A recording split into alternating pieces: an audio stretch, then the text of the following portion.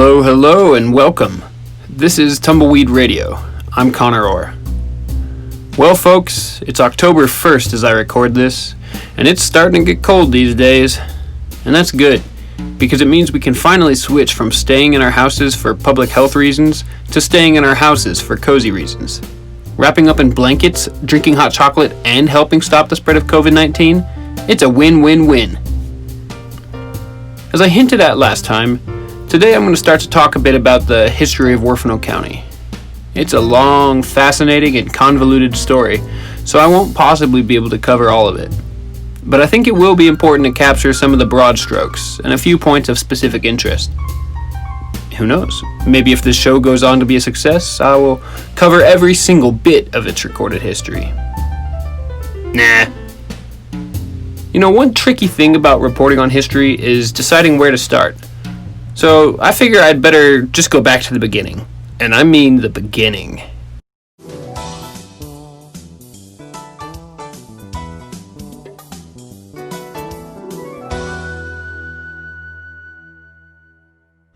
Scientists don't know precisely how or when humans first arrived in America, but they know for sure that there were tool-wielding people in North America around 13,000 years ago, because archaeologists have identified artifacts such as Clovis points, which are these ancient knife or spear blades that were first found in Clovis, New Mexico. That's only a 5-hour drive from Walsenburg, and these points have been found all over North America now, from 13,000 years ago. If looking out at our landscape and imagining people wandering through it 13,000 years ago doesn't totally blow your mind, I can't help you. I mean, how beautiful and wild nature must have been back then. What must life have been like for those people? Obviously, I can't tell you anything about that. But there are oral histories of Native American tribes that go way back, and the Ute people report having migrated regularly through the mountainous regions of Colorado as far back as at least 8,000 years, with the Moach Band in particular located in the stretch of land between Denver, Colorado and Raton, New Mexico. All too often in the United States, people talk about history on this continent as if it started in 1492, when Christopher Columbus bumbled his way onto the scene. Today we're going to do things a little differently. I'd like to start by telling the Ute creation story. I told you we were going to go back to the beginning. Now, here's an obvious disclaimer. I am quite white. I'm a mutt of European makeup, and I haven't asked anyone for permission to tell this story. I'm very interested in legends, though, and I think that this one deserves to be told way more often. All creation stories are symbolic, and this one in particular provides some really beautiful insights. And of course, like all legends, there is not only one definitive version. Stories evolve over years and years of travel and retelling, and part of their power comes from the different ways that they are told. The version that I'm going to tell you draws primarily from the version found on the official website of the Southern Ute Tribe, and from a TEDx talk by Larry Sespuch on YouTube. I also read from other sources though, and while writing the script, I mixed around a few details and made some creative choices of my own in order to tell the story in my way. I've done my best to pronounce all the names correctly and to handle this story respectfully, but if I make any glaring mistakes, please let me know.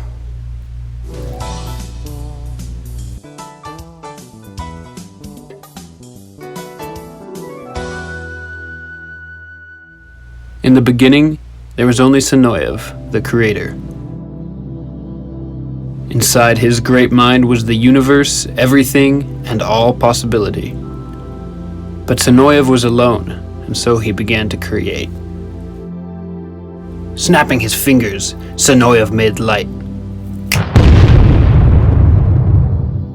The sun was born, and light streamed in all directions, pushing into the void. Sonoyev called the sun Tavuch and placed it on his right shoulder so that its light could bring all things to him. Finally, Sonoyev could see. But as we all know, the sun is pretty hot. It's a little uncomfortable to have on your shoulder, even for the creator. And besides, there was nothing yet for him to see. So Sonoyev next fashioned the sun's polar opposite, calling forth into existence rain and snow, Gumwe. He placed the cooling rain and snow on his left shoulder, balancing out existence. With the sun on his right shoulder and with rain on his left, Sonoyev then began to dig a hole in the heavens, mixing rain and snow with what he found in the hole as he went. He worked at this for a long time, using intention and persistence to create beautiful forms. Eventually, the time came when Sonoyev wanted to see what he had created, so he stepped through the hole and found himself on a frozen mountaintop with the world laid out all before him, cold, dark, and desolate. Well, that's no good, thought Sonoyev, and he called the sun and commanded it to shine brightly through the hole onto the land. As the first rays of light crept across the landscape, snow and ice began to warm and melt, trickling away down the mountains to form rivers, valleys, and lakes. This brought Sonoyev joy, and he walked about the land, laughing as he went, plants and greenery blooming under his passing hand. He created fish and birds and all the animals that inhabit the earth, and for a while, everything was in a perfect balance. Until one day, he created Yakovich, the Coyote. The Coyote is well known among many cultures as a trickster, and he was no different in these days. He would play pranks on other animals constantly, but was loved and trusted by Sonoyev all the same.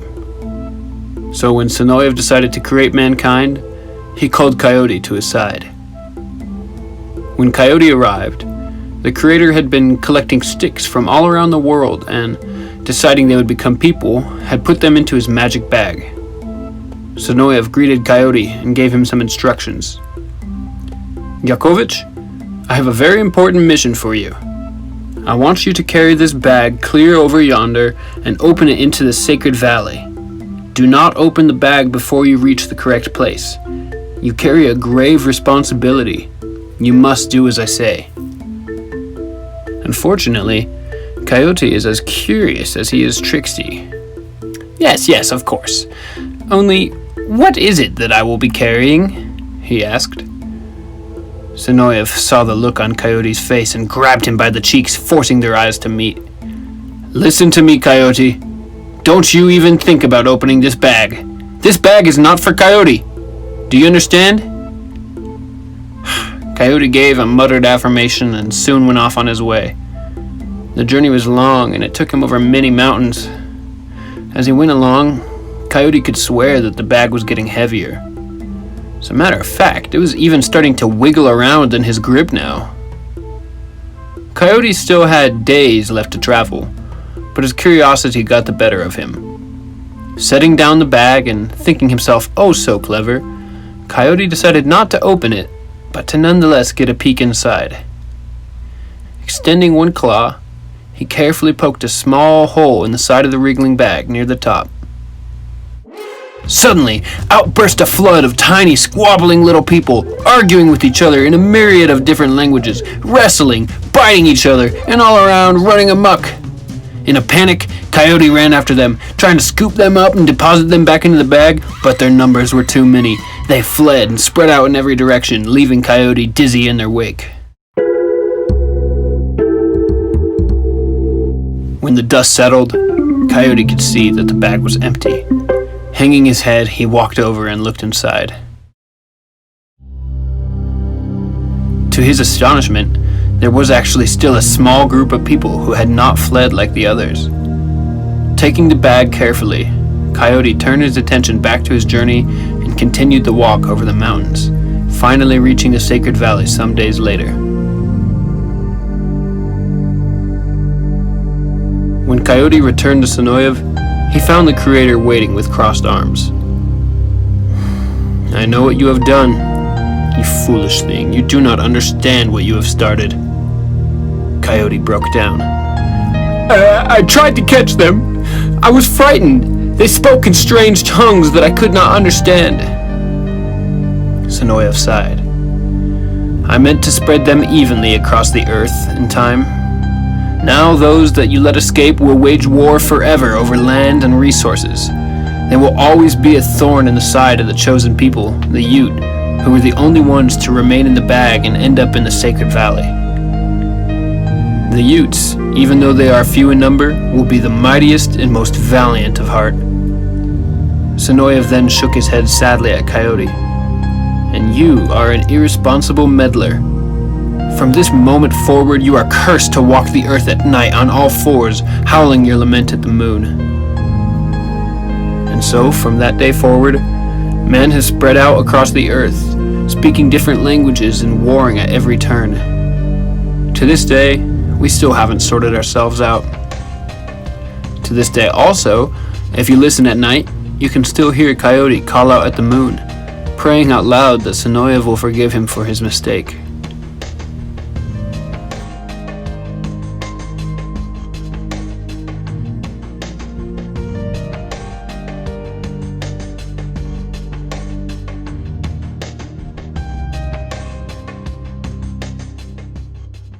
And that is the Ute creation story, everyone. From the dawn of the world to the dawn of man. I'd like to direct everybody to a couple of my sources for this week's episode. I spent a lot of time on the official website for the Southern Ute Tribe, reading about their history and customs, and although very little of that information made it into this podcast, it was fascinating, and it's well worth checking out. I also pulled a great deal from a TEDx talk by Larry Sespuch entitled Ute Wisdom, Language, and Creation Story. Mr. Sespuch does a truly phenomenal job of relaying and acting out this story, so if my version captured your imagination at all, I highly recommend watching his. Finally, there is an excellent documentary on the Ute people available on YouTube under the title Colorado Experience, the Original Coloradoans. All the links will be in the description. And before I close out, I just want to say one more thing. In case either of you noticed, I missed last week. Unfortunately, I was fairly sick for a couple of days and pretty lethargic in the days surrounding. Naturally, in this day and age, I was pretty scared that I had caught COVID-19. I was able to get tested for free, and it came back negative, which was a huge relief, but it got me thinking. I have been incredibly fortunate over the course of this pandemic so far to not have been directly affected by it. Sure, the economy crashing and quarantining sucks, but there are many people out there who have it really bad right now, who have lost their health, their lives, or their loved ones. And for whatever reason, Indigenous people are getting hit particularly hard by this virus. Many reservations have completely shut their door to visitors in an attempt to stop its spread. In these areas where systemic poverty was already a huge issue, the loss of life and livelihood will be really devastating. If you can, please consider making a donation to one of the charities which I have included in the description. It is really important that we all band together in these hard times, however we can, and do our best to right inequality wherever it can be found. Thank you very much for listening. There will be a new episode out next week. I'm Conor Orr, and this is Tumbleweed Radio, a podcast from the World Journal.